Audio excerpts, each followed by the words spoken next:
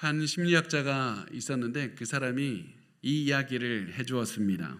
어느 날 한 여성이 심리학자를 찾아왔습니다. 심리학자가 여성에게 물었습니다. 어떤 이유로 오셨어요? 여자는 대답을 합니다. 제 친구들이 저보고 미쳤대요. 친구들이 왜 그렇게 말을 합니까? 저는 제가 죽었다고 말했거든요.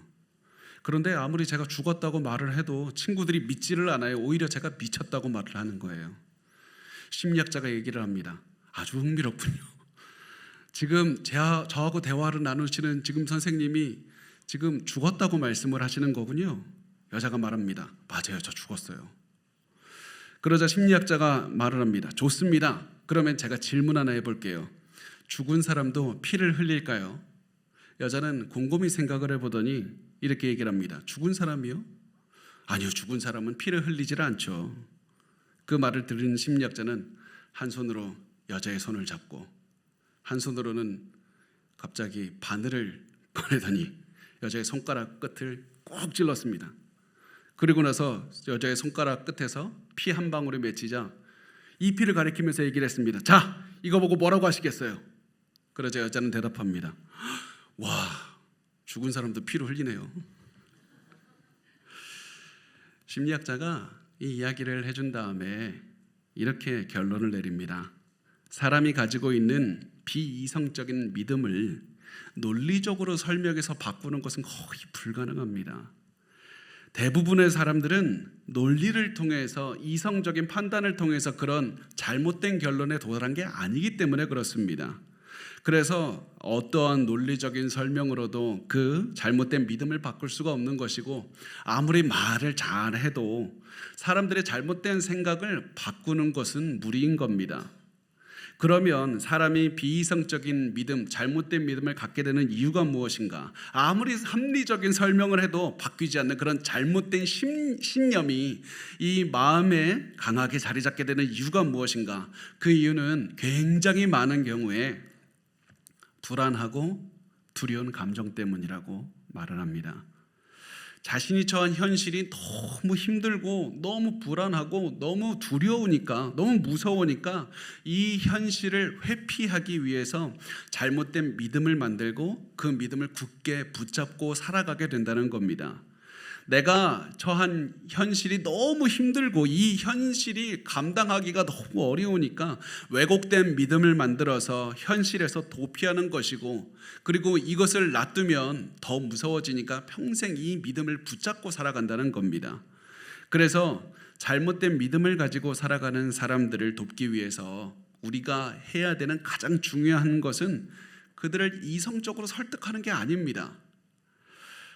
우리가 해야 되는 가장 중요한 것은 그분들을 가장 용납해주고 사랑으로 품어주고 그 다음에 안정감을 느끼게 해주는 겁니다. 그래서 그들에게 나는 이제 당신들 안전하다는 사실을 알려주어서 이제 도망갈 필요 없습니다. 두려워할 필요 없어요. 현실로 돌아와도 될 만큼 안전하니 이제 돌아오라고 그렇게 느끼게 해주는 것이 가장 중요하다는 겁니다. 그렇게 하면 그 사람들은 두려움 때문에 붙잡고 있었던 잘못된 믿음 이런 것들을 서서히 내려놓고 현실을 대면할 수 있는 힘을 얻게 된다고 말을 했습니다. 그래서 우리가 두려워하고 있는 사람들에게 안전하다는 느낌을 주는 것이 굉장히 중요하고, 또 지금 여러분이 두려워하고 있다면 그것을 바꾸기 전에 가장 먼저 내가 안전하다고 느끼는 것이 가장 중요하다는 사실입니다. 우리가 현실을 올바로 인식하고 올바로 판단하고 내가 앞으로 무엇을 해야 되는지 모든 것을 판단하기 전에 가장 두려움을 넘어서서 안전하다는 그 마음을 갖는 것이 가장 중요한 겁니다. 그렇게 하지 않으면 우리는 아까 나눴던 그 이야기 속의 여성처럼 극단적으로 현실을 왜곡하지는 않더라도 우리 자신을 방어하기 위해서 어려운 현실, 두려운 현실로부터 도망가기 위해서 현실을 왜곡하고 잘못된 믿음을 받아들일 것이고, 그 믿음을 가지고 평생 이거 놓치면 무서울까 봐, 두려울까 봐 이 평생 이 믿음만 붙잡고 살아가게 될 것이기 때문에 그렇습니다. 자, 그러면 우리가 어떻게 해야 두려움을 극복하고 안전하다는 느낌을 받을 수가 있을까? 어떻게 해야 됩니까?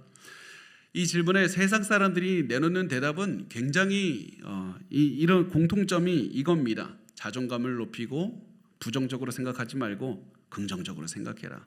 나 자신에 대해서 긍정적으로 생각하고, 그리고 통제할 수 없는 것들, 그거 뭐 통제할 수 없는 것들 생각해서 뭐하냐? 내가 통제할 수 있는 것들을 생각하고 그것들을 실천하며 살면 된다. 그러면 불안하지 않을 것이고 안전하게 생활할 수 있을 것이고 어려움도 극복할 수 있을 것이다. 이렇게 얘기를 합니다. 분명히 이런 접근법에는 많은 이득이 있습니다. 내가 나 자신에 대한 생각을 바꾸고 현실에 대한 생각을 바꾸고 더 긍정적으로 적극적으로 생각하고 살아가면 아무리 위험한 현실도 이겨낼 수 있다는 자신감이 생깁니다. 당연히 좋죠. 그런데 이런 접근법에는 한 가지 단점이 있습니다. 아무리 우리가 나 자신에 대한 생각이나 현실에 대한 생각을 바꿔도 현실은 바뀌지 않는다는 겁니다. 현실은 여전히 두렵습니다. 현실은 여전히 어렵습니다.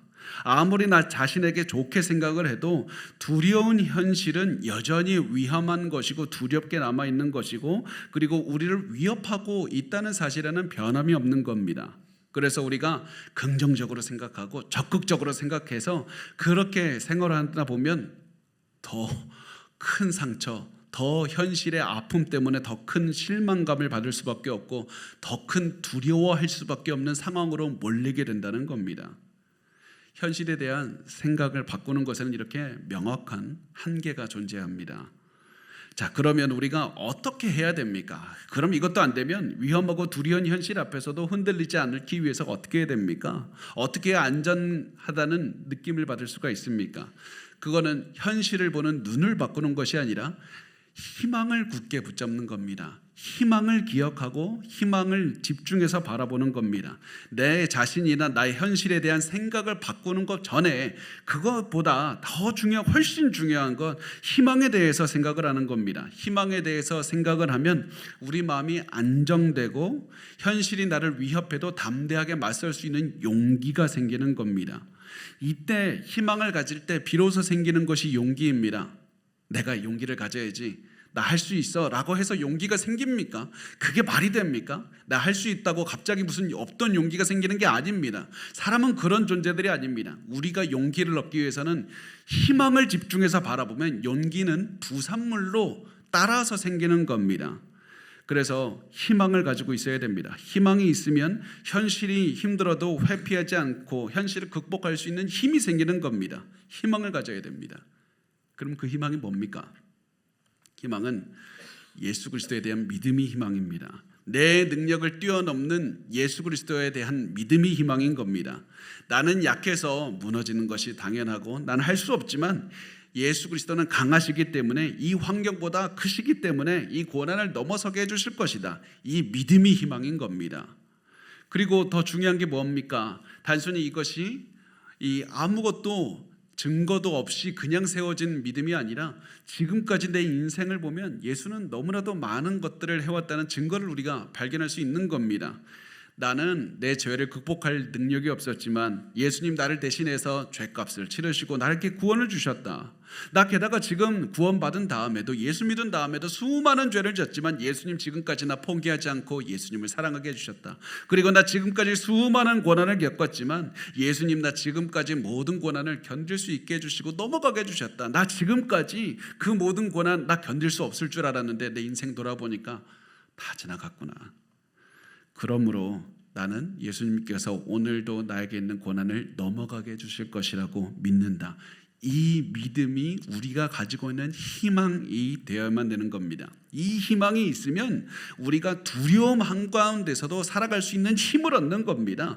강한 능력을 가지고 계신 예수 그리스도에 대한 믿음이 희망이 되어서 우리의 마음을 지켜주시고 안정시켜주시고 안심시켜주시고 두려워하지 않게 만들고 현실 그대로 바라보게 되는 겁니다. 내가 강해지는 것이 아니라 예수 그리스도의 강한 능력을 믿을 때 희망이 되는 겁니다. 그래서 나를 두려워하게 만드는 이 상황에서 예수께 집중하고 예수님을 믿는 것, 이것이 우리의 희망이라는 사실입니다. 그리고 그것이 오늘 우리가 나누는 다윗이 가지고 있었던 희망이었습니다. 다윗이 골리앗이라는 엄청난 그런 사람 앞에서 굴복하지 않고 당당할 수 있었던 이유가 바로 이 희망에 있습니다. 왜 그러냐면 골리앗은 단순히 싸움을 잘하는 사람으로 성경이 등장시키는 것이 아닙니다. 골리앗은 단순히 크고 강한 상대가 아니라 우리가 가지고 있는 모든 두려움을 응축한 존재입니다. 우리가 가장 만나고 싶지도 않은, 생각하고 싶지도 않은 두려운 존재, 그게 골리앗입니다. 그래서 성경은 골리앗을 굉장히 무섭고 두려운 존재로, 우리를 압도해서 벌벌 떨게 만드는 존재로 그리고 있습니다. 그게 사무엘상 17장 4절에서 7절에서 나오는데요. 우리 같이 한번 읽어보겠습니다. 시작. 블레셋 사람들의 진영에서 싸움을 도두는 자가 왔는데 그의 이름은 골리앗이요 가드 사람이라. 그의 키는 6규빗 한 뼘이요 머리에는 노투구를 썼고 몸에는 비늘 갑옷을 입었으니 그 갑옷의 무게가 놋 5천 세겔이며 그의 다리에는 놋 각반을 쳤고 어깨 사이에는 놋 단창을 메었으니 그 창 자루는 배틀채 같고 창날은 철 600세겔이며 방패든 자가 앞서 행하더라. 아멘.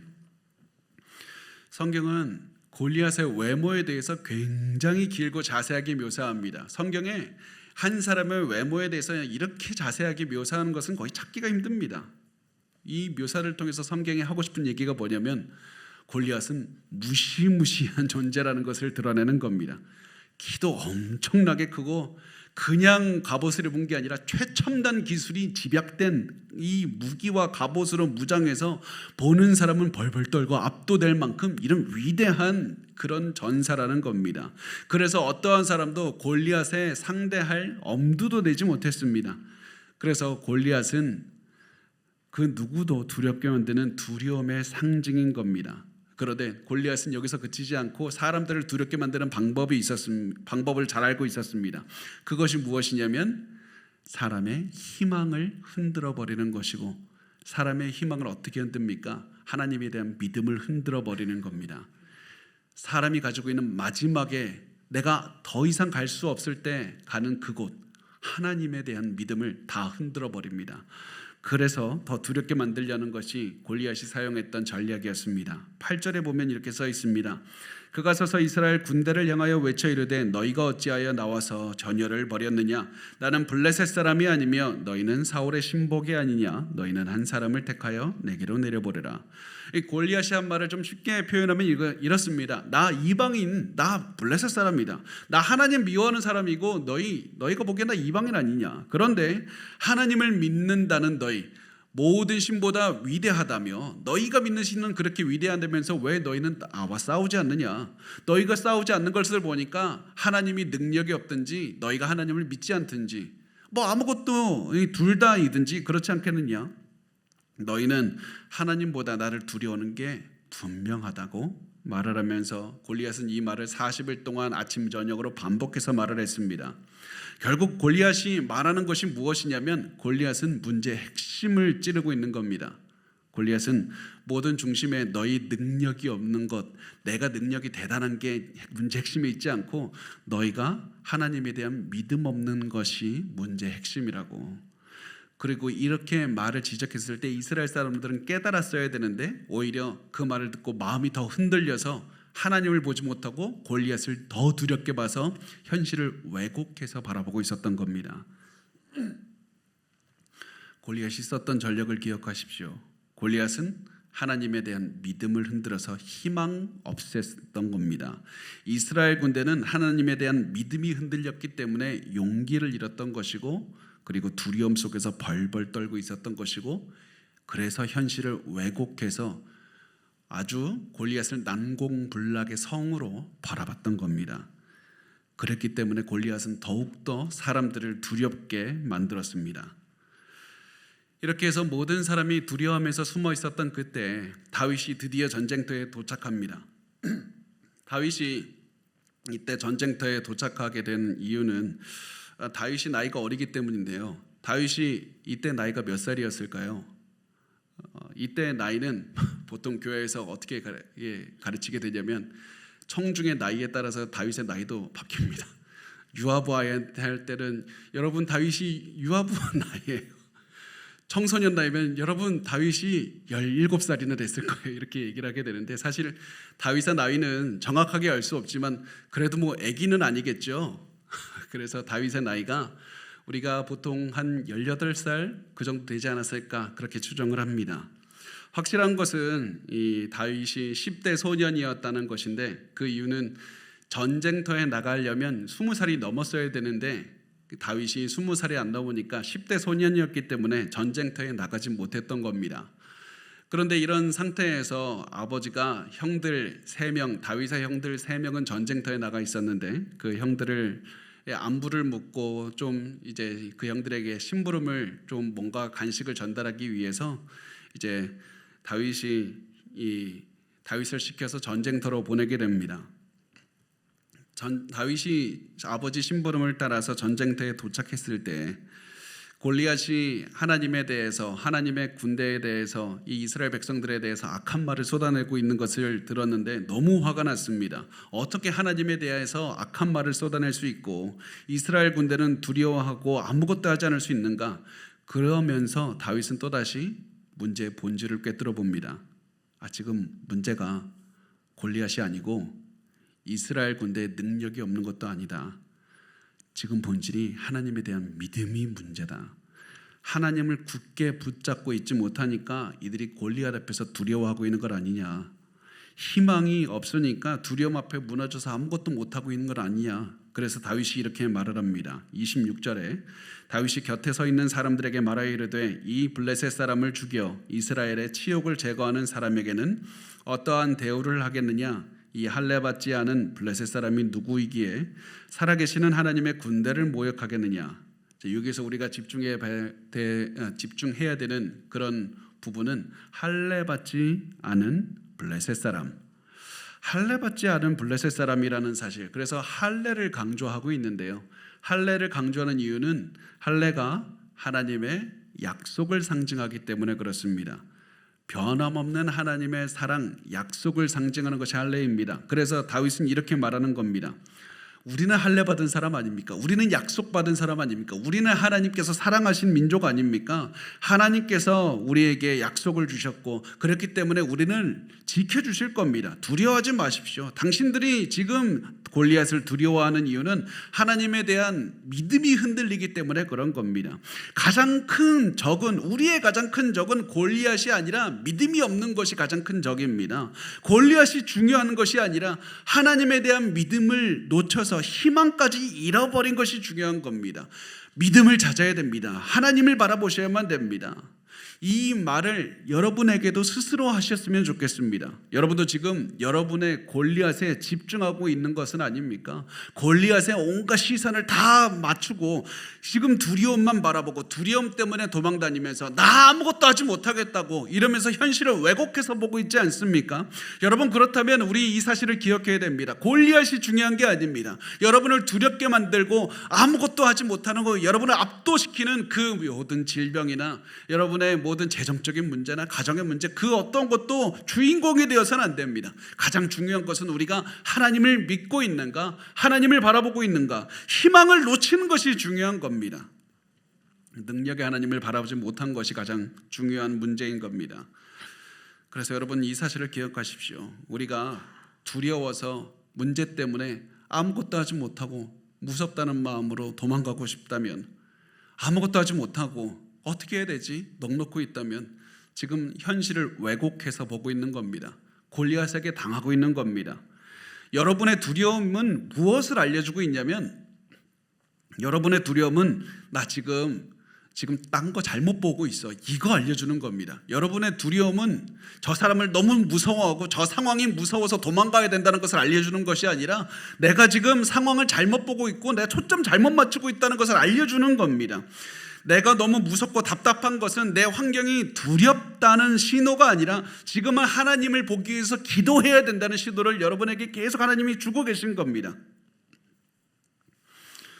왜냐하면 비록 이 짐이 너무 무겁고 이 환경이 무섭지만 하나님께서 이 환경을 이끌고 나가실 것이기 때문에 계속 이 신호를 주는 겁니다. 여러분, 그래서 아무것도 하지 못할 때, 너무 고난 한가운데 있을 때, 너무 힘들 때, 그때 우리가 해야 되는 것은 하나님을 믿는 겁니다. 너무나도 당연하고 너무나도 평범하고 계속해서 교회에서 올 때마다 알려드리는 건 다시 한번 기억하셔야만 됩니다. 어떻게 해서든지 기도를 해서 어떻게 해서든지 성경 말씀을 봐서 하나님께 시선을 돌려야만 됩니다. 왜냐하면 중요한 것은 골리앗이 중요한 게 아니라 희망을 놓친 것이 중요하기 때문에 그렇습니다.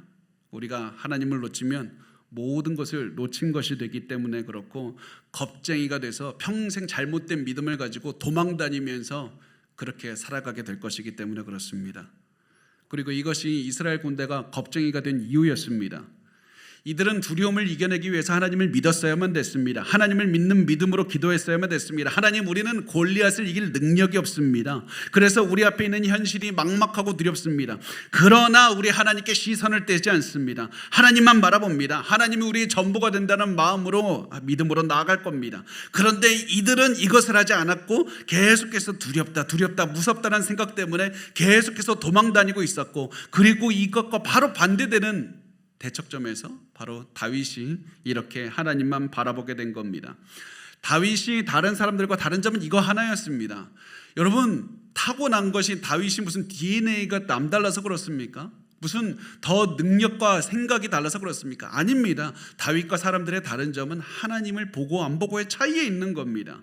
그래서 이 다윗이 사람들과 다른 점은 사울 왕을 만났을 때도 이렇게 드러나는데요. 32절에 보면 다윗이 이렇게 말씀합니다. 다윗이 사울에게 말하되 그로 말미암아 사람이 낙담하지 말 것이라 주의 종이 가서 저 블레셋 사람과 싸우리이다 하니, 다윗이 왕에게 뭐라고 합니까? 낙담하지 말라, 내가 대신 싸우겠다. 낙담하지 말라, 대신 싸우겠다. 하나님을 믿었기 때문에 이렇게 말한 겁니다. 다윗이 신체 능력이 좋았습니까? 아니요. 신체 능력이 가장 좋았던 사람은 이스라엘에서 사울 왕이었습니다. 저 사람이 돈도 많고 저 사람이 능력이 더 좋고 내가 가진 환경이 더 좋아서 내가 두려움을 극복하게 되는 게 절대 아닌 겁니다. 사울은 다윗보다 훨씬 더 많은 것들을 가지고 있었지만 그럼에도 불구하고 두려웠습니다. 객관적으로 더 많이 있었는데 두려웠습니다. 왜 그렇습니까? 하나님을 안 보니까 그런 겁니다. 희망을 갖지 못하니까 작은 것만 봐도 두려워하는 겁니다. 사울은 하나님을 보지 못했기 때문에 겉으로 보는 것에만 집중하게 되는 겁니다. 눈에 드러나는 것에만 집중하게 되는 겁니다. 사울은 골리앗의 외모만 보고 골리앗을 두려워했고, 다윗의 외모만 보고 다윗을 우습게 여겼던 겁니다. 하나님을 보지 않으면 겉으로 드러나는 것만 보게 되기 때문에 그렇습니다. 그래서 하나님만 보는 다윗을 이해할 수가 없었습니다. 이런 사울에게 다윗이 무슨 말을 하겠습니까?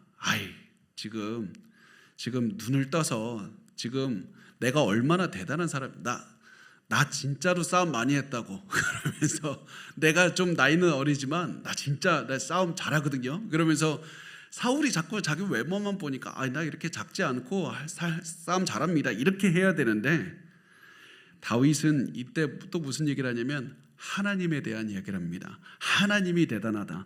내가 지금까지 사자와 곰과 싸웠지만 하나님이 다 지켜주셔서 내가 이길 수 있었습니다. 그러므로 하나님께서 골리앗으로부터 나를 또 지켜주실 것이라고. 이것이 바로 다윗이 가지고 있는 힘이었고 다윗의 희망의 힘이었습니다.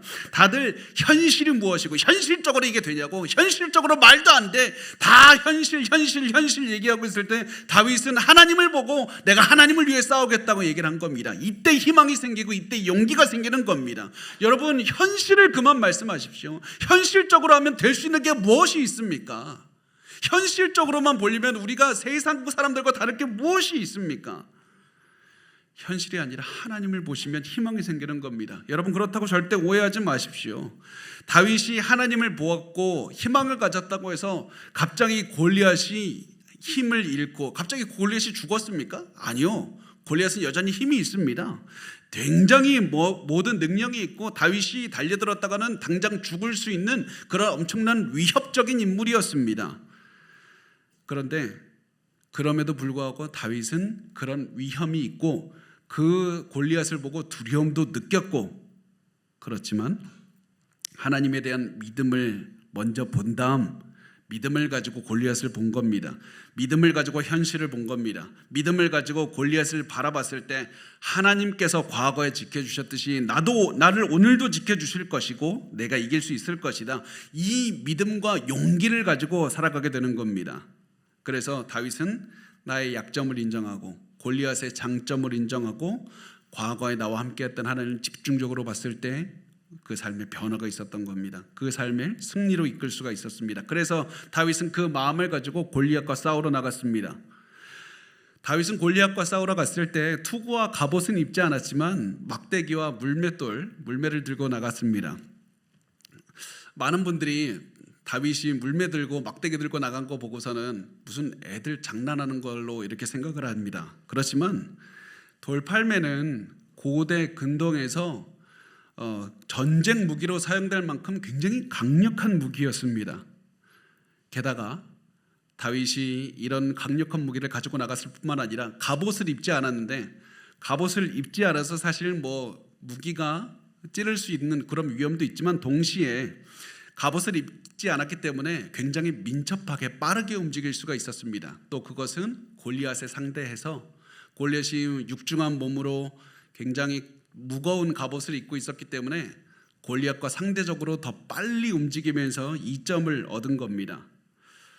게다가 골리앗은 자신에게 다가오는 다윗을 보고서는 눈으로 보는 게 전부이기 때문에 하나님을 보지 않기 때문에 저 마르고 키도 작은 저런 애송이를 나한테 보내는 걸 보니까 지금 이스라엘 나 모욕하는구나 이렇게 생각했고, 눈으로 보는 것이 전부다 보니까 중요한 한 가지를 보지 못하게 됩니다. 사무엘상 17장 43절에 블레셋 사람이 다윗에게 이르되 너가 나를 개로 여기고 막대기를 가지고 내게 나왔느냐고 그의 신들의 이름으로 다윗을 저주하고, 막대기만 얘기를 하고 물맷돌은 얘기를 하지 않습니다. 골리앗은 못 봤기 때문에 그렇습니다. 그래서 골리앗이 이 엄청난 무기를 들고 온 다윗을 보고 방심했던 겁니다. 눈으로 본 골리앗의 한계였습니다. 골리앗은 눈으로 보는 것으로만 판단했기 때문에 현실을 볼 수 없었고 제대로 볼 수가 없어서 그래서 결국 자기 손으로 자기 발로 망해가는 길로 걸어가고 있었던 겁니다. 그래서 골리앗은 다윗을 이제 저주하기 시작합니다. 계속해서 저주를 할 때 사실은 아무리 다윗이라 할지라도 이 거대한 사람이 저주를 퍼부으면 도망가고 겁먹는 게 당연한 겁니다. 그런데 그런 골리앗에게 다윗은 또다시 나 담대하다, 나 이길 수 있다 이런 얘기하는 것이 아니라 하나님에 대한 이야기를 합니다. 왜냐하면 하나님만이 희망인 것을 알고 있었기 때문에 그렇습니다. 그래서 다윗에게 희망은 능력의 하나님을 믿는 믿음이었기 때문에 다윗은 용기 있게 이렇게 말을 합니다. 45절에서 47절에 다윗이 블레셋 사람에게 이르되 너는 칼과 창과 단창으로 내게 나아오거니와 나는 만군의 여호와의 이름 곧 내가 모욕하는 이스라엘 군대 하나님의 이름으로 내게 나아가노라. 오늘 여호와께서 너를 내 손에 넘기시리니 내가 너를 쳐서 내 목을 베고 블레셋 군대의 시체를 오늘 공중의 새와 땅의 들짐승에게 주어 온 땅으로 이스라엘에 계신 하나님이 계신 줄을 알게 하겠고 또 여호와의 구원하심이 칼과 창이 있지 아니함을 이 무리에게 알게 하리라. 전쟁은 여호와께 속한 것인즉 그가 너희를 우리 손에 넘기시리라. 사울과 골리앗은 계속 현실을 얘기하는데 다윗은 계속 하나님을 얘기를 합니다. 희망을 봤기 때문에 그렇습니다. 다윗은 하나님의 능력을 믿고 싸웠고 하나님의 이름을 기억했고 나와 함께했던 하나님을 구하면서 하나님의 능력을 의지해서 싸웠습니다. 이 마음으로 싸웠기 때문에 두려움을 이길 수가 있었던 겁니다. 다윗의 마음에도 여전히 골리앗에 대한 두려움이 있었을 겁니다. 그러나 그 두려움이 있음에도 불구하고 앞으로 싸워나갈 수 있었던 이유는 하나님에 대한 두려움이 골리앗에 대한 두려움보다 컸기 때문에 그렇습니다. 하나님에 대한 희망이 더욱더 컸기 때문에 그렇습니다. 마찬가지로 우리에게도 여전히 우리는 현실에 두려움이 있습니다. 힘든 걸 압니다. 그렇지만 예수 그리스도의 능력을 의지하기 때문에 두려운 현실, 괴로운 현실을 직시할 수 있는 힘이 생기는 것이고 고난 가운데서도 앞으로 걸어나갈 수 있는 용기가 생기는 겁니다. 예수를 믿어도 두려움이 갑자기 사라진다? 그런 경우도 있지만 거의 없습니다. 굉장히 많은 경우 우리는 여전히 두렵습니다. 그러나 예수의 능력을 바라보고 지금까지 나를 지켜주셨던 예수의 능력을 기억할 때 우리가 앞으로 나아갈 수 있는 힘이 생기는 겁니다. 그렇게 살 때 우리는 고난을 이겨낼 수 있고 어떠한 어려움도 이겨낼 수가 있습니다. 그리고 그것이 다윗에게 일어났습니다. 다윗이 돌팔매를 골리앗에게 던졌을 때 골리앗은 골리앗의 돌이 골리앗을 맞췄고 다윗은 엎드러진 골리앗에게 다가가서 골리앗의 칼로 이제 골리앗을 죽이게 됩니다. 그리고 여기서 우리가 한 가지 간과하는 것은 이 승리가 단순히 다윗의 승리만은 아니라는 사실입니다. 다윗이 승리를 거두었을 때 모든 이스라엘도 함께 승리했습니다. 이게 핵심입니다. 자신들을 대신해서 골리앗과 싸우는 다윗을 바라보는 이스라엘 군인들은 다윗의 승리를 통해서 자신들도 승리를 얻은 겁니다. 이를 통해서 이스라엘 군대가 골리앗을 이기기 위해서 대리자 다윗이 필요했던 것처럼 우리도 사탄과 싸워서 이기기 위해서는 예수 그리스도가 필요하다고 우리에게 강조하고 있습니다. 예수님만 의지할 때 우리는 어떤 사탄의 권세도 이길 수 있습니다. 두려워하는 이스라엘 군대를 위해서 다윗이 골리앗과 싸웠고 다윗이 승리를 거두었듯이 두려워하는 우리를 위해서 예수 그리스도께서 사탄과 싸우셨고 이기셨고 예수 그리스도의 승리가 내 승리가 되었고 예수 그리스도의 능력이 내 능력이 되어서 오늘도 우리가 성령의 능력을 의지해서 살아갈 수가 있는 겁니다. 그리스도께서 우리의 희망이 될 수 있는 이유가 바로 여기 있습니다. 그리스도를 믿고 구원을 얻어서 그리스도 안에서 매일 의지하는 삶을 살아서 승리를 거두시면 됩니다. 모든 능력이 예수께서 여러분을 모든 고난으로부터 건져주실 겁니다. 예수를 믿으십시오. 여러분 지금 어떤 고난을 겪고 있든지 어떤 두려운 환경에 있든지 저는 확신합니다. 예수의 능력을 의지하시면 됩니다. 그것이 여러분에게 희망이 될 것이고 용기를 줄 것이고 살아갈 능력을 얻게 될 겁니다. 여러분이 두려움을 극복하게 만들 것이고 현실을 있는 그대로 직시하게 할 것이고 고난을 향해서 걸어갈 수 있는 용기와 담대함을 줄 겁니다. 그런데 우리 잘 알고 있어요. 이게 끝이 아니에요. 우리 하나님 드디어 골리앗을 넘었어요. 새로운 골리앗이 왔네. 쟤는 지난번 애보다 더 크고 근데 쟤는 골리앗하고 사촌인가 왜 또 종류가 다르냐. 우리가 지금까지 겪은 것보다 더 큰 고난과 더 큰 두려움, 지금까지 체험해보지 못한 고난도 체험하게 될 겁니다. 이 생각이 오면 두려움이 찾아오게 됩니다. 하나님 나 이제 지쳤어요. 나 힘들어요. 싸울 내가 자신이 없습니다. 그러면서 두려움이 찾아오게 될 것이고 주저앉고 싶을 겁니다. 그때 다윗을 기억하시기 바랍니다. 다윗은 골리앗을 이겼지만 엄청난 승리를 거두었지만 이게 다윗의 인생의 마지막 전쟁이 아니었습니다. 다윗은 앞으로도 수많은 적들과 싸워내야 되고 수많은 고난을 이겨내야만 됐습니다. 수많은 두려움을 겪어야만 됐습니다. 그러나 다윗은 모든 고난 가운데서 다 이겨내고 승리할 겁니다. 두려움을 넘어설 겁니다. 왜 그렇습니까? 하나님을 집중해서 바라보았기 때문에 그렇고 그것을 성경에서 이렇게 말씀을 하고 있습니다. 54절 말씀에 우리 마지막으로 같이 읽겠습니다. 시작. 다윗은 그 블레셋 사람의 머리를 예루살렘으로 가져가고 갑주는 자기 장막에 두니라. 아멘. 여기서 보면 다윗이 골리앗의 머리를 예루살렘으로 가져갔다고 말씀을 합니다. 그런데 중요한 것은 아직 예루살렘이 이스라엘 땅이 아니에요. 아직 예루살렘은 정복하지 못했습니다. 예루살렘은 언제 정복하느냐? 다윗이 왕이 된 다음에 정복합니다. 그런데 왜 성경은 다윗이 골리앗의 머리를 예루살렘에 두었다고 당장 얘기합니까? 이거 먼 훗날에 다윗이 예루살렘 정복한 다음에 일어나는 일인데 왜 지금 미리 얘기를 합니까? 당장 일어난 것처럼. 그 이유는 성경이 다윗의 승리를 예언하는 겁니다. 골리앗의 승리를 계기로 해서 다윗은 미래에 더 큰 승리를 거둘 것이다. 왜냐하면 이 사람은 하나님께 희망을 두고 살기 때문에 그렇다. 두려움도 있고 힘든 것도 있지만 미래의 고난도 있을 것이지만 희망을 붙잡고 살아가고 하나님을 집중해서 보는 사람이기 때문에 그렇다. 다윗에게는 골리앗이 중요한 게 아니라 하나님께 집중하는 것이 훨씬 중요한 사람이었다고 말씀을 하는 겁니다. 여러분 지금 여러분에게도 각자의 골리앗이 있을 겁니다. 두려움 가지고 있을 겁니다. 내 현실이 힘들어서 못 견디겠다. 그런 마음이 있을 겁니다. 그러면 여러분 우리가 깨달아야 되는 것은 내가 지금 현실을 왜곡해서 보고 있구나. 잘못된 시선으로 보고 있다. 내가 지금 하나님을 믿는 믿음을 먼저 가지고 그 다음에 고난을 바라봐야 되고 그 다음 우리가 이 골리앗을 마주해야 됩니다. 그러면 답이 나옵니다. 그렇게 우리가 희망을 가질 수 있고 그렇게 해야 우리가 용기를 가질 수 있고 그렇게 우리가 이겨낼 수가 있는 겁니다. 이 아브라함 마슬로우라는 심리학자가 있는데요. 이런 말을 했다고 합니다. 만일 당신이 가진 유일한 도구가 망치라면 모든 문제는 못으로 보일 겁니다.